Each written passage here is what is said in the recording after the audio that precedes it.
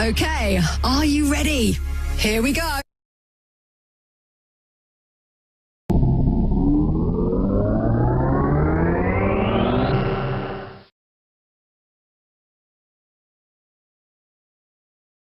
Tuesday. Good morning to you. This is Kay Adams with you till 12 on BBC Radio Scotland. It is Tuesday the 11th of February and the Gaza peace deal looks to be on shaky ground.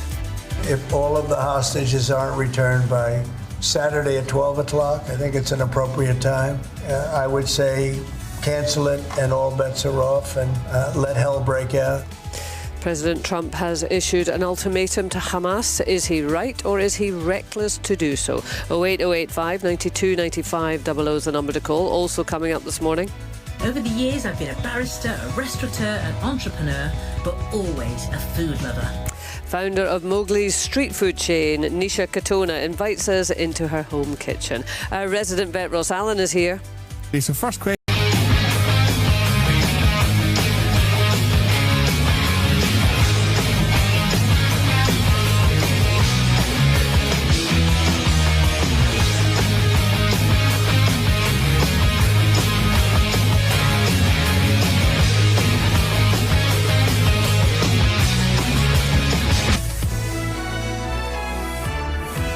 We'll be speaking to Nisha Katona very, very shortly. Got to give her a bit of time to get her llamas up. It might take her 5 minutes or so. No pressure, Nisha. She's watching. Don't sit there scrolling. You've got llamas to get in. Thank you very much. In the meantime, I will be... That's got her moving. Yay. I will be giving you the first clue for our Name the Place quiz. This is what we always do on a Tuesday. You know it is. Just after 10 o'clock. Professor Carol Huff sends over from Glasgow University, Professor of Onomastics. She is in her ivory tower over there. She sends over 6 stinking clues that should lead you to one place in Scotland. And miraculously, most weeks you manage to work it out. I have no idea why, but there's some very clever people out there, undoubtedly. And when we hear this sound...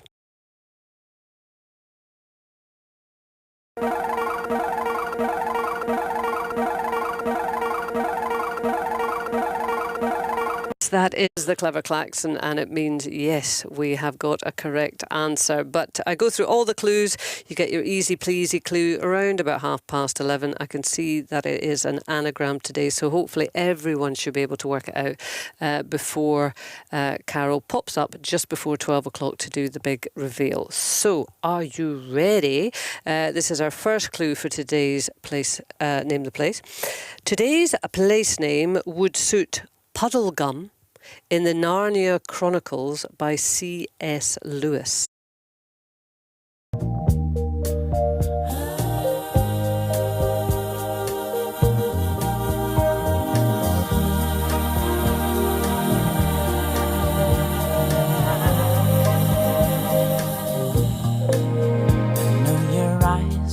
Morning sun, I feel you touch me in the pouring rain, and the moment that you wander far from me, I wanna feel you in my arms again.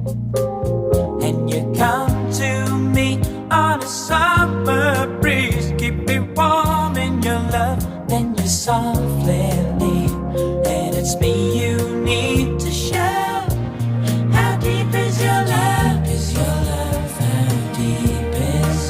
love, I really mean to learn, 'cause we're living in a world of fools, breaking us down, when they all should let us be, we belong to you and me, I believe in you, you know the door to my soul. You're the light in my deepest, darkest doubt. You're my savior when I fall. And you may not think I care for you, when you know down inside that I really do. And it's me you need to show. How deep is your love? Is your love? How deep is your love? Really mean to learn, 'cause we're living in a world of fools, breaking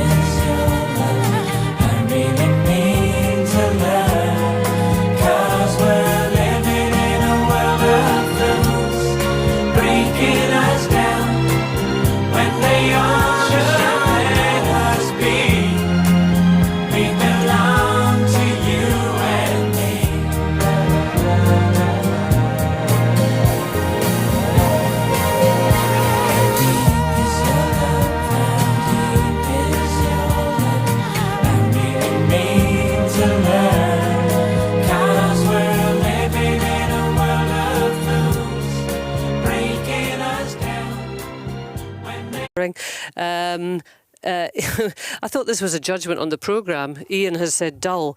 No, that is your guess. OK, I get it. Thank you very much. Well, it's the first guess. It's wrong, but never mind. It's the first guess, and that is good. Today's place name would suit Puddle Glum in the Narnia Chronicles by C.S. Lewis. That is your first clue for today's Name the Place quiz. 80295 is the text number. Today's place name would suit Puddle Glum in the Narnia Chronicles by C.S. Lewis. What a lovely name for a llama that would be, isn't it, Puddle Glum? Now, after a career as a barrister and as founder of the Mowgli street food restaurant chain, Nisha Katona has finally got her dream job, cooking at her home in the Wirral with her family and assorted animals around her. Nisha's a familiar face on television, but this is her first solo project. It is called Nisha Katona's Home Kitchen. First episode aired on Saturday on STV and ITVX. And she joins me now to tell me all about it. Morning, Nisha. Good morning.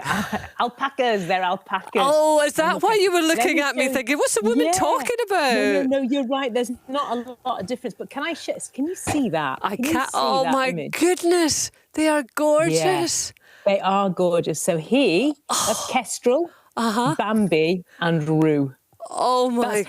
I so wish I could have done this interview from the garden. Why didn't you tell me? I could have organised Starlink or Wi-Fi or whatever and shown you around the animals. That would have been great. But yeah, 3 alpacas, they are incredible animals. Oh, well, I have to say, my friend on another programme, Kelly Holmes, is also an alpaca lover. So I love seeing her photographs as well. They're just incredible animals, aren't they? They're mythical looking. Mystical looking. 100%. They are. You are so right. They are mythical looking because they don't have hooves. They have kind of raptor talons. So they've got these 3 birds. Do you know that buckbeak off Harry Potter? They're kind of like that. They are otherworldly. I mean, you can't go and cuddle them. And so one of the episodes is me just trying to get hold of one. It's really hard to handle them. Right. But there is something about them. They come up to you, they look in your eyes and they look into your soul. Oh my gosh, I can't tell you. They're so weird and so alien. They're like field clouds is what people say. And they're very soothing. So you watch them and you instantly, your blood pressure drops. They don't, here's me getting into animal husbandry. They don't challenge fences. So you could put up a piece of string and they'd stay within it. They don't wreck your land because their hooves are so light. They don't trample the ground. Oh. And their manure is very easy to handle, which is very important. No matter what you feed them, Nisha, no matter what you feed them. No matter what, I don't give them chicken dansack because that's not great for anyone, is it? But yeah, no, it's they're just the easiest animals in that way. Yeah, so you see them on the programme. It's extraordinary, going into that meeting. So it's an ITV programme, my Nisha Katona's Home Kitchen, it's called, and. I met the commissioner. She's the most extraordinary woman. She's about my age, which is just brilliant. You're not having to pretend to be anything you're not, be entertaining on any of that nonsense. Right. And she said, so what kind of programme is your dream? And I said, okay, this sounds mad, but cooking on a gas stove in one pot, just all the recipes, that simple, in amongst my animals. And she said, right, let's do it. It was one of those ridiculous moments where you just have to pinch yourself coming out of the meeting, honestly. Just extraordinary. Yeah, it's a first, I have to say. I've never heard that story very often, Nisha. So what kind of, I think we're getting a sense of it, what kind of vibe are you trying to create? Because you've led a very, very busy life. You had a very successful career as a barrister, then you go into the restaurant business and you set up this very successful chain. So you're busy, busy, busy. Is this you wanting to kind of chill down a little bit? Yeah, 100%. So I'm 54 now, pretty much. And I have worked, all of us have, haven't we? I was grafted completely all my life and built and built and worked.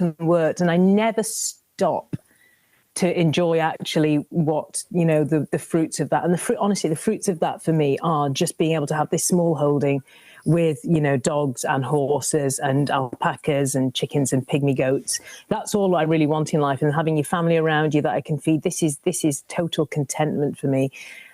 But it's so rare that I'm actually here to be able to enjoy it. The crazy thing is, actually filming that programme here was the most time I've ever spent at home.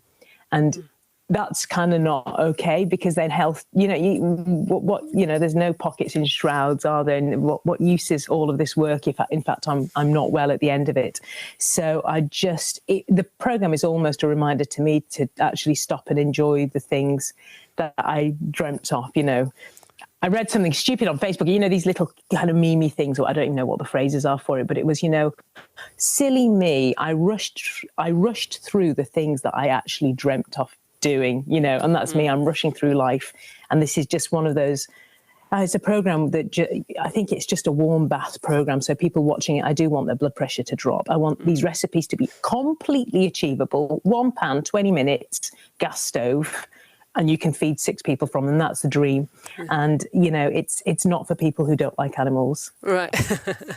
well, listen, I want to talk a bit more about perhaps it's, the impact it's had on you. But of course, first and foremost, it's for an audience. So what kind of food are they going to get? So here's the interesting thing. The first episode, I did a chicken dansak, which is a really very popular British dish now. I did dal. I think everyone needs to know how to cook lentils and not be afraid of them. And I also did a Hungarian kind of layered cabbage dish. So obviously I'm Indian. I was born and raised here. I was born and raised in Lancashire, 2 Indian parents. And I dedicated my life, honestly, so barrister for 20 years, but then I dedicated my life to just sharing these recipes. So I've got cookbooks, etc. It's sharing these tried and tested, dead simple recipes with the nation, because I'll be gone one day, it's one of the few heirlooms that I can pass on. So it's those recipes, it's the way that I cook at home. But my husband's Hungarian, and so my mother-in-law is the most epic Eastern European cook, and the way that Eastern Europeans cook is amazing. These clear soups and the dumplings, and again, it's the same, forged in the same kind of crucible of paucity. It's what you do with the cabbage stalks and the bits that we would throw away in the wealthy West. That real frugality food. It's hearty, big pots of gorgeous, simple food. And so your love of food, I mean, is that something that came late to you, like after the sort of legal career, or was it something that has always been dear to you? Yeah, I think coming from immigrant stock, what happens is it's one of the few, your food is one of the few things that you can extend as a something to draw the neighbours in. It's not like my personality is that great that I've got all my friends. I think it's because of garam masala that I've got a social group. Do you know what I mean? It's because I can cook. So we are feeders. So you're raised as feeders. And it is crazy. When I was born in 1971 in the place that, in Skelmersdale, which was a town in the north of England, it was pretty tricky, actually. We're the only Indians in the village, and nobody liked us, obviously. So my earliest memories were pretty grim. There were kind of fire bombs and bricks going through windows, and it was pretty scary time. And honestly, my parents, the way that we kind of won the cul-de-sac over was by pretty much, my mum would get back from surgery, she was a doctor, cook a shed load of chicken korma and rice, and invite the neighbours in. And that is, I always say, korma's kind of like the Kofi Annan of Skem. Wow. That's what I realised, is that being able to share your food, because there's not a lot else, as I said, you could share, was one of the best ways of building bridges within the community. And it still is, but being able to cook and just have people over, have a bit of an open door policy in that way. It's an amazing thing, even if it's just dead, simple fare, if it's chips and egg or whatever it is. Well, actually quite hard, actually, that. But, sausage and mash, it's a brilliant way of making and keeping friends. That must have been... I don't know why I'm telling you that. I'm struck by it. I mean, that must have been such a sort of profound experience to have as a child, to witness this, that there you are, and, you're in a neighbourhood where you don't feel particularly welcome, and then your mum not negotiates, that's not the wrong word. Brokers. Brokers a relationship through food. Yeah. It's so humbling, isn't it? Because honestly, all you want to do is to be liked. You just want people to not hate you and to like you. And it sweetens that bitter pill, doesn't it? Just being able to have something that you can taste and it's delicious. And, it's a very disarming thing. It's crazy. And I'm sure that I'm still quite guilty. It is profound, because I also remember being so embarrassed by the fact that I was Indian, and so embarrassed by our food and the smell of our food. So if anyone came home from school, I would beg my parents not to cook Indian food. I would want them to get rid of anything that made us look Indian at all. Do you know what I mean? And it's crazy. And then for me to then go on and build a chain of Indian restaurants on the very substance that I was so ashamed of. But even now I have to say this, you know, here I am 53 or whatever. When I walk past Mowgli, my restaurant, and I can smell those spices toasting, I feel again that I mustn't upset the neighbours. You know, you feel that sense of shame and embarrassment because we cook fresh in every restaurant. And of course, there are going to be those lovely, well, now we say lovely perfumes. I have to say that because I have to believe it. But it's crazy. I mean, this is quite a profound interview, isn't it? But it's crazy. I still feel that sense of, oh my gosh, they're going to hate me next door because they can smell my spices. Wow. I've never heard anyone say that before. Yeah. I think if you plumb the depths of many immigrants, I think you'll find. So you speak to any second generation Indians like me, we all say the same thing. I would beg my mum to make Finder's crispy pancakes when kids came back from school. And the irony is my kids are half European, my kids are, you know, barely Indian. And it's the same thing when they used to bring kids home from school, they'd say, please, can you not make butter chicken? And in fact, butter chicken was the one thing that the kids from school wanted, you know, but I'd have to do chips and chops or whatever. It's crazy, isn't it? How we just want to not be other. We just want to blend in. I know. So how good does it feel then to have Nisha Khatona's home kitchen on national television? It's what an absolute amount of faith that commissioner had. Do you know what I mean? I'm so absolutely grateful. Look, we don't know how it's going to. I mean, I'm telling you this. We don't know how it's going to land. People might watch it and hate me, or hate the format, or not like the fact that my whippet is in my kitchen with me constantly. I don't care. He's, you know. So you know, they might find you don't know how it's going to land. You know, the first episode went out on Saturday. It's on next Saturday, 11:40. But. So I've just got to sit and watch it, but it is an incredible feeling I'll tell you what, it's incredible when you go on the telly listings and you see your name in the blue strip. I'm like an 8-year-old. I'm taking photos of it and sending it to my auntie. You know, that is a preposterous blessing. That honestly, I really appreciate it. Yeah. But it's the fact that I tell you, even during the filming of it, there was no script. It was right. What do you want to cook? Where are your animals? And let's just let the camera run. So my auntie will wander in and she'll tell me how she likes Jamie Oliver 1,000,000 times more than she likes me. And then if she was to choose another chef that she liked, it would be Tom Kerridge. My mother-in-law comes in and my mother-in-law has got this perpetual kind of scowl when she's cooking and she looks terrifying. And it's all that kind of complete normality where, you know, that it's not polished in any way. And I think that's kind of part of the charm, is that it's pretty chaotic. Yeah. The goats appear and then take half the things off the kitchen surfaces. The whippet's there trying to nick the meat that I'm chopping, you know. Oh, Nisha, so, I'll tell you what, you have 100% sold me. 100% sold me on it. I will only because of the llamas that you thought you were getting. Yeah. Well, it's okay. I love alpacas too. It's fine. No, listen, it's been so lovely to speak to you. It really has. I love the way that conversations can take an unexpected turn. So thank you very much indeed. And all the very, very best with the series. Nisha Khatona's Home Kitchen, and you'll find it on STV or ITVX at 11:40 on a Saturday morning. What a lovely time for it to be on as well. Thank you, Nisha. Breaking the new show on the air, and we know we're not the same. To be your number one, well, that's our major aim. What makes this show stand out when the record has stopped playing? When he speaks into the mic, you understand what he is saying. The Chris Moyle Show.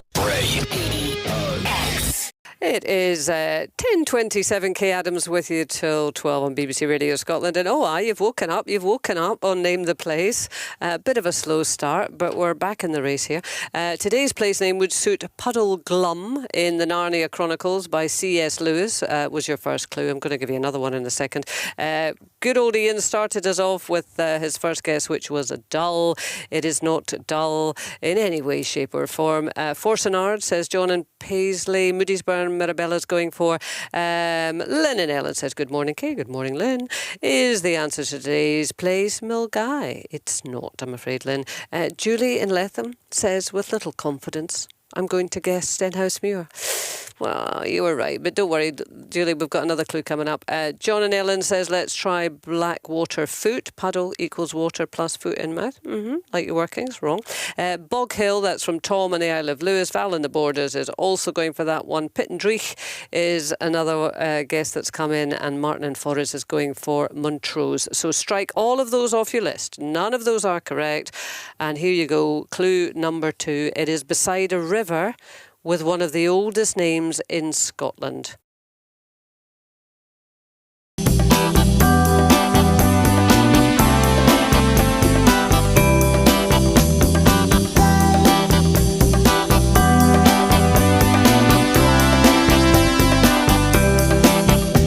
The wind blew some luck in my direction. I caught it in my hands today. Finally made a tricky French connection. You winked and gave me your okay. I'll take you on a trip beside the ocean and drop the top of Chesapeake Bay. Ain't nothing like the sky that knows a potion. The moon will send you on your way. Moonlight feels right. Moonlight feels right.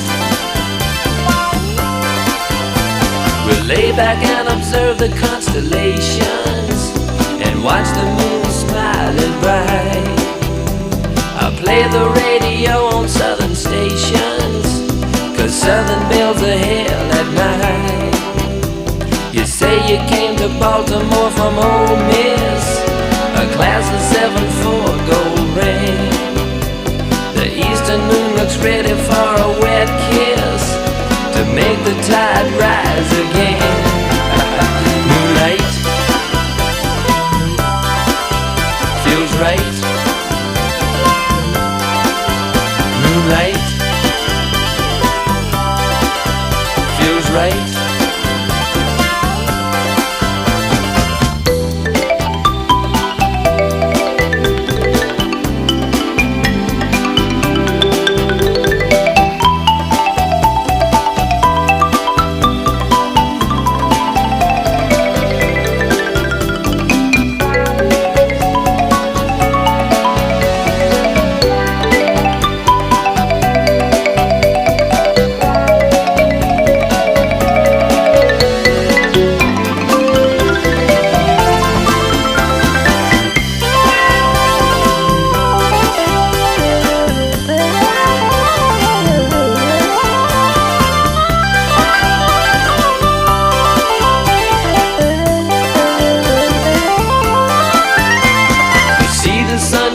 On Sunday morning and watch it fade the moon away. I guess you know I'm giving you a warning, 'cause me and moon are itching to play. I'll take you on a trip beside the ocean and drop the top of Chesapeake Bay. Ain't nothing like the sky that knows a potion. The moon will send you on your way. Moonlight feels right. Moonlight feels right. Moonlight feels right. Shabba. Mornings on BBC Radio Scotland. Ross Allen from Pets and Vets Glasgow has just joined me in the studio. He's here today, as he is every other Tuesday, to help you out if you've got any concerns about your pet's health and welfare. Give him a call. 08085 92 95 00 is the number. You can leave a voice note on there if you like, or a WhatsApp message, or you can text 80295. Morning, Ross. How are you? Very well, Kay. Morning. Good. A bit of a panic going on. So Ross is in the lift. Ross is coming up the stairs. Ross will be here in a second. Don't worry, Ross coming in. So I had the full commentary of you striding up the stairs. I made it. You made it. Rush. Absolutely. No rush. It was absolutely fine. Absolutely fine. Actually, I mean, I know I shouldn't do this. I'm abusing my position. But my dog started to eat an awful lot. Always blooming starving. Which seems to be a change. Should I be alarmed? Have you noticed any change in her weight or thirst? Or not getting fatter. Not getting fatter? No. Any change in her thirst at all? Not much, no. Has anything else changed? Any other change in our habits in terms of digestive habits? No. Were you trying to inquire into her bowel movements? Bowel movements? Well, I thought you were going there. It's the sort of thing that a change in an appetite in a dog is not that common a symptom, and I think the first thing to try and shake out would be, is it a genuine, real difference in her appetite? So is she pestering you for food repeatedly? She's pestering me the whole time. It's blooming annoying. Is she looking for food and then actually eating it, or just wanting food but then not eating it? Do you think? Well, she would eat it, but I'm wondering if it's attention-seeking behaviour. Okay, so it might be that, but I think if it does continue, probably there are some things to think about, like trying to measure her weight. Take her and get her weighed and whatnot, and keep track of her weight, keep track of her thirst, keep track of her digestive habits, and then there probably are some tests to discuss and consider if it did carry on. Right, okay. Thank you, Dr. Ross. That's lovely. Thank you very much. See, he's very good. The lines are open now, 08085 92 95 00, and you can text 80295. I maybe shouldn't bring this up again, and I'll probably get pelters for doing so. But that thing last week about the cat ban in Scotland that was never a cat ban. What was that? Was there actually... It became such a sort of... Yeah, John Swinney announcing that there is not going to be a ban on cats in Scotland. Was there anything underneath that? There is things underneath that definitely do maybe warrant a bit of discussion. So there's an organisation called the Scottish Animal Welfare Commission, which has been appointed by the Scottish Government to provide some guidance in terms of welfare for wild and also for pet animals in Scotland. And they were actually commissioned to write a report on cats in Scotland, which actually makes very interesting reading, 56-page document. Oh, right. Which is about cats in Scotland, because cats, they're pets, but also they can have an impact on wildlife, and also they can have potentially an impact on wild cats, which we know is a passionate subject in Scotland. Wild cats are indigenous and are there, and so the report that was commissioned was to consider the impact of cats on wildlife and also just in welfare of animals in general in Scotland.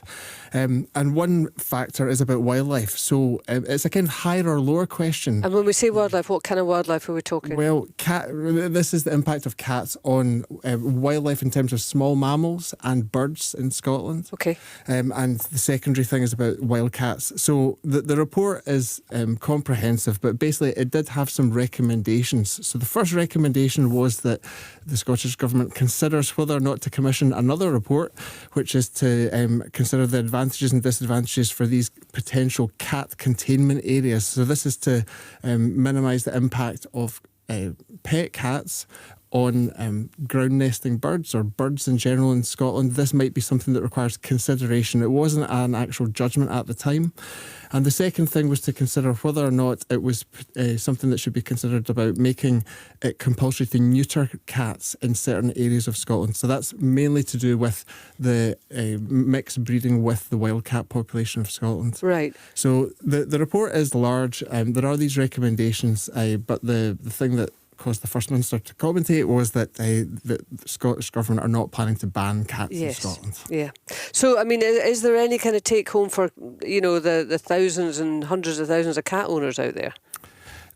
I think it's important to remember that if you have a pet cat, it does have an impact on wildlife. So at certain times of the year, many of the bird charities do recommend that if your cat is a highly predatory cat, maybe you shouldn't let it out at dawn and dusk when there's more chance of it catching wildlife. So that's maybe something to consider. other things that were considered in this report were whether or not microchipping should be compulsory in Scotland. It is in England, but it's not in Scotland at the moment. That's a recommendation which quite likely, I suspect, will come to fruition. So I think just be aware of these things. There are bigger discussions going on at different levels, and things might come from that eventually. Okay, all right. Well, that's good to know, because I think that kind of got lost in It got lost in the headlines. In the headlines. So, yeah, thank you very much for doing that, Ross. Ross Allen, our award-winning resident vet, here to answer any questions that you might have about your pet's health and welfare. The lines are open now. Give him a call, 08085 92 95 00. You can leave a WhatsApp message or a voice note on there as well, and you can text 80295. Ross, thanks. We'll see you in about half an hour. Thank you. This is my team, the Denver Broncos. Hi, I'm Haven Moses. Come with me and discover a special part of Denver. It's called Red Rocks. This magnificent theater was carved out of the earth millions of years ago. You know, I come up here a lot, look at the sky and the mountains, and feel pretty good about living in Colorado. Unfortunately, there are people who cannot see this. They're blind. But the people in Denver help them reach out and touch these mountains through the Red Cross Braille Center. Here, people learn to see with their hands. Blind children enjoy their own special coloring books. Adults read maps and plan trips. These people are an inspiration. They may never see the mountains, but they've got the confidence to conquer them. The Red Cross Braille Center is supported by Our United Way. The United Way works in Denver. It works in your town, too. Thanks to you, it works for all of us. United Way. It is 10:38. Kay Adams with you till 12 on BBC Radio Scotland. Still to come this morning.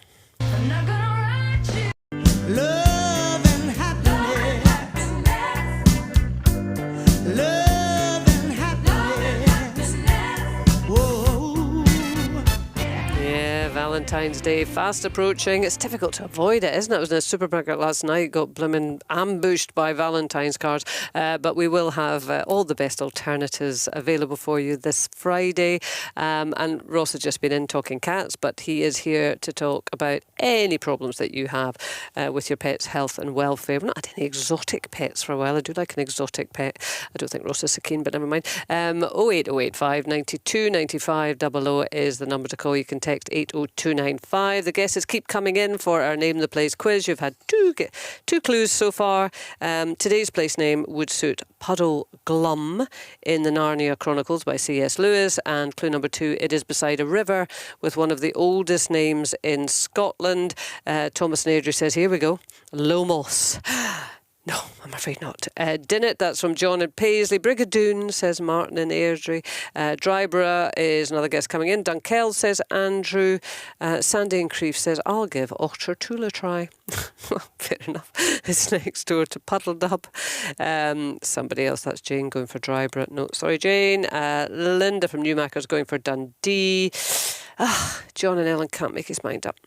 So he's trying Alloa instead of Afford. Well, actually, you're trying Afford as well, aren't you? So it's neither. It's neither than Alloa or Afford.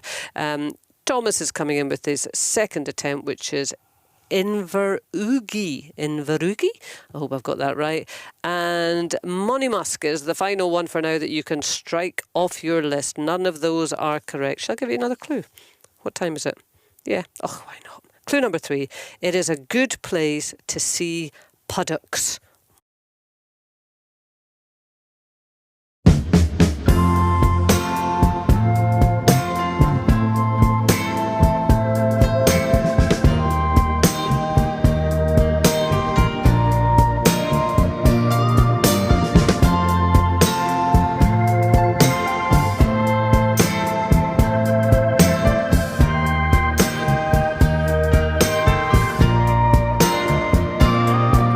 I'm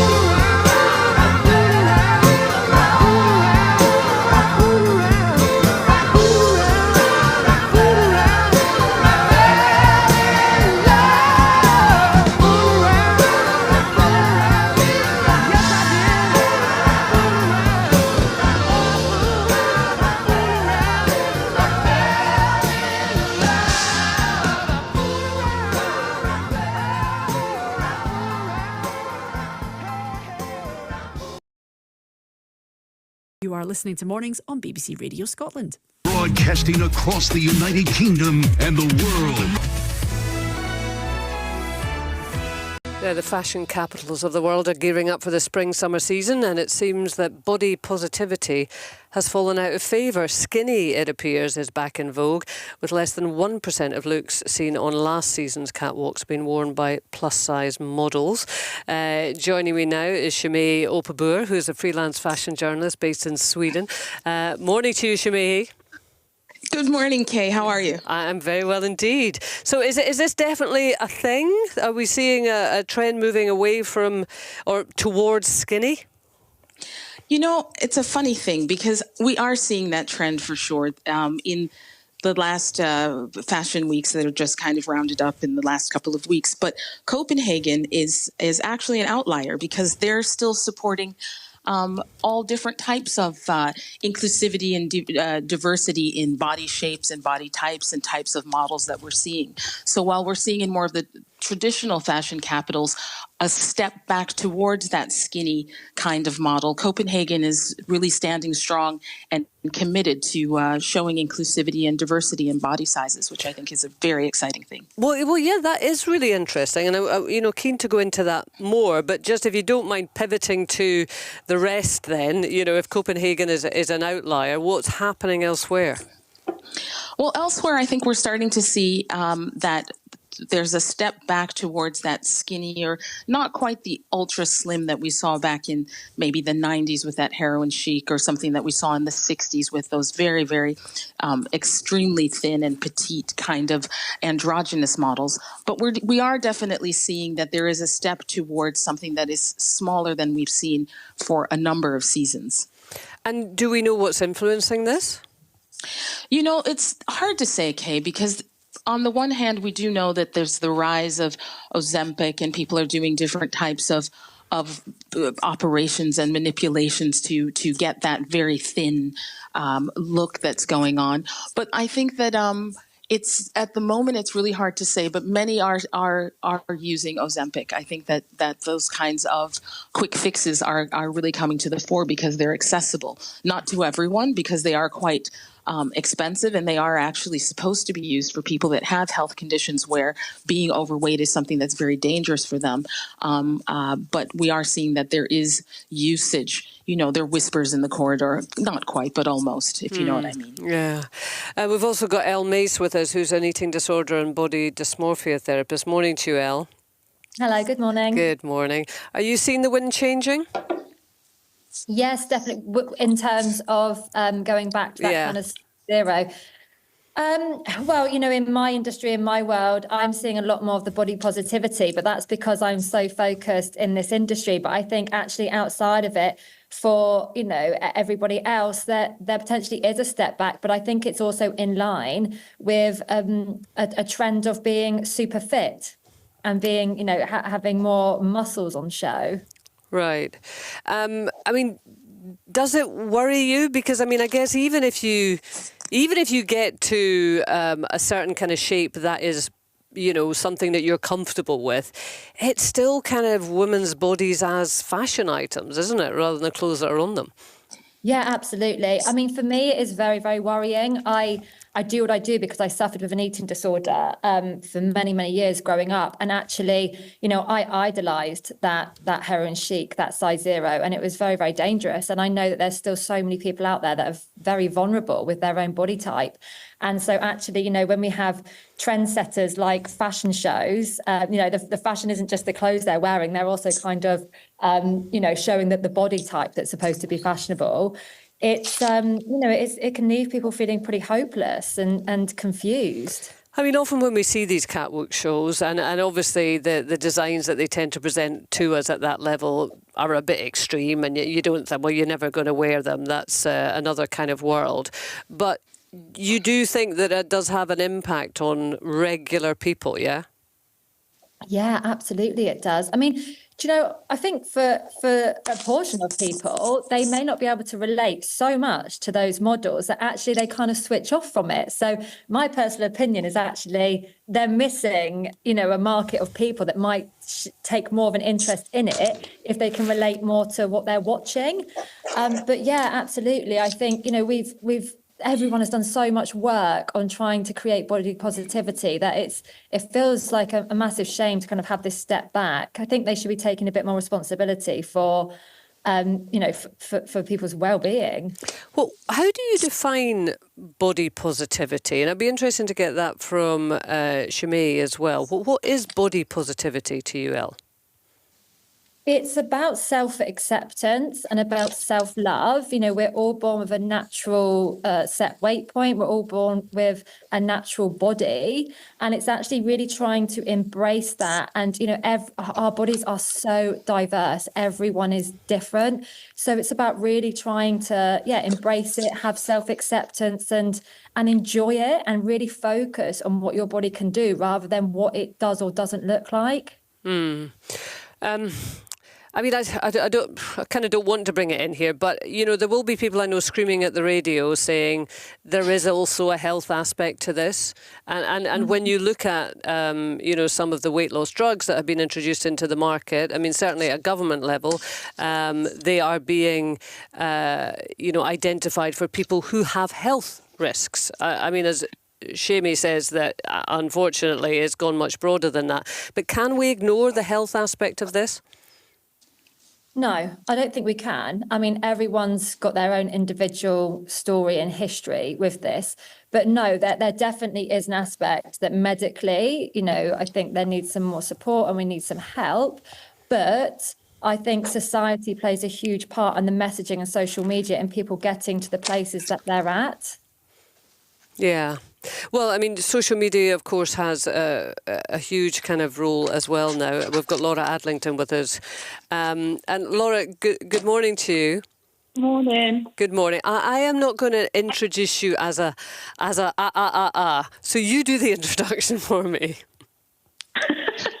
I am a plus-size fashion content creator and a body image speaker and writer. Right, good. Don't call me an influencer because I hate it. Well, that's it, because I am very aware that people, want to be represented in a way that they feel comfortable with. And I didn't want to call you a body positivity campaigner either, because I don't know where you stand on that.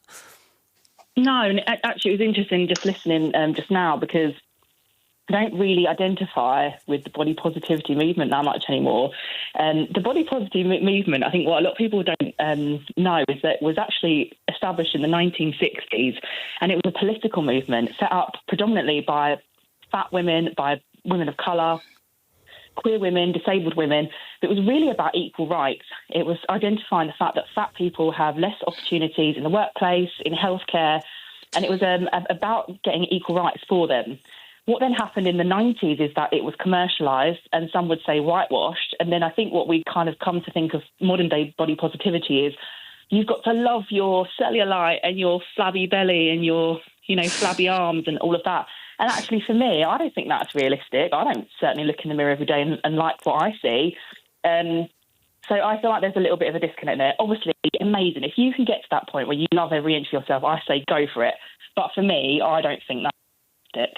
Right. So, and in terms of what's happening on catwalks, is that something that concerns you or not? Absolutely it does, yeah. I think, just interesting again, just listening, I'm so sorry, I've forgotten her name, but I was so disassociated with that growing up that it made me go the other way. It made me want to binge eat and overeat, because I was like, well, I can never reach that level of thinness. So I completely agree with what she was saying, and I think it's really, really dangerous and unhealthy for young people especially, that we're setting that as the example and the only example of what beauty is like. Now, I don't see any problem with having smaller models on the catwalk. I think all women are real women. I don't think we should be skinny shaming at all. But where's the diversity? It's 2025. Like, how boring as well. But it's not realistic. It's not good. It's not, especially not good for young people. Yeah. No, diversity is the key. And Laura, I'm sorry, I know that you joined us slightly late, so you would have missed it. So we've got Elle Mace with us. No, not at all. And also Shimei Opabur, who is a freelance fashion journalist based in Sweden.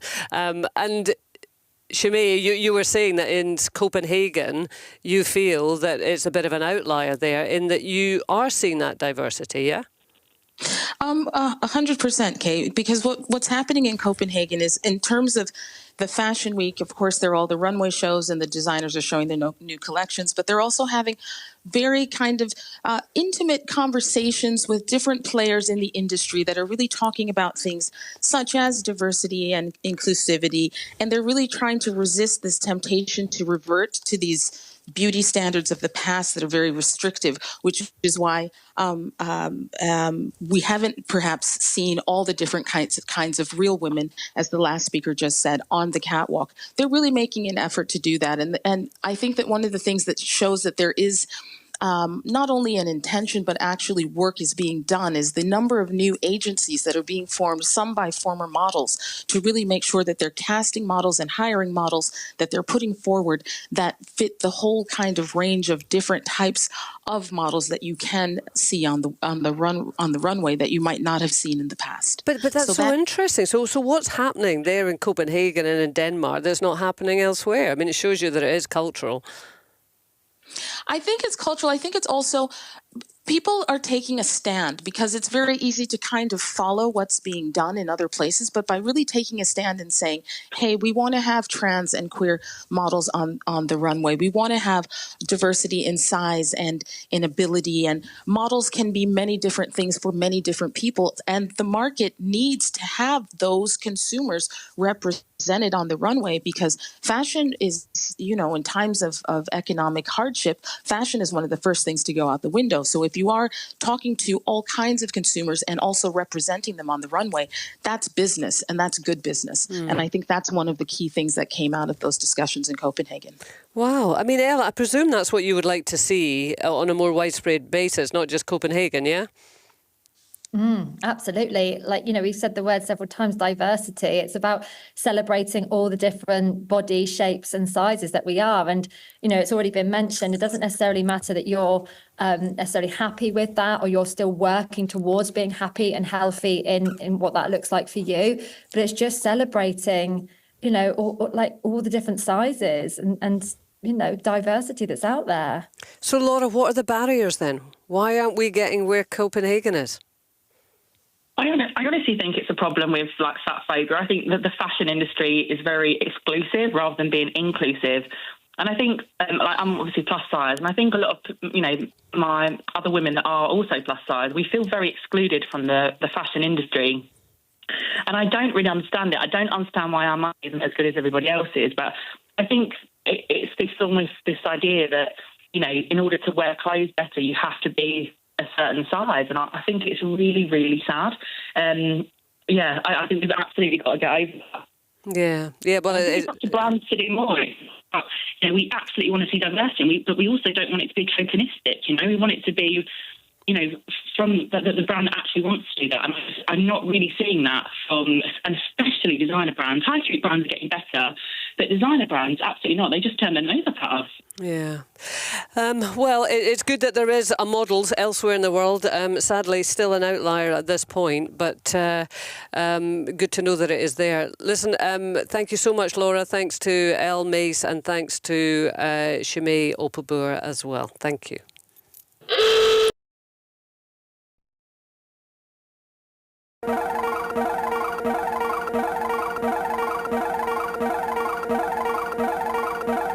Oh my goodness gracious moi. We have a correct answer, I take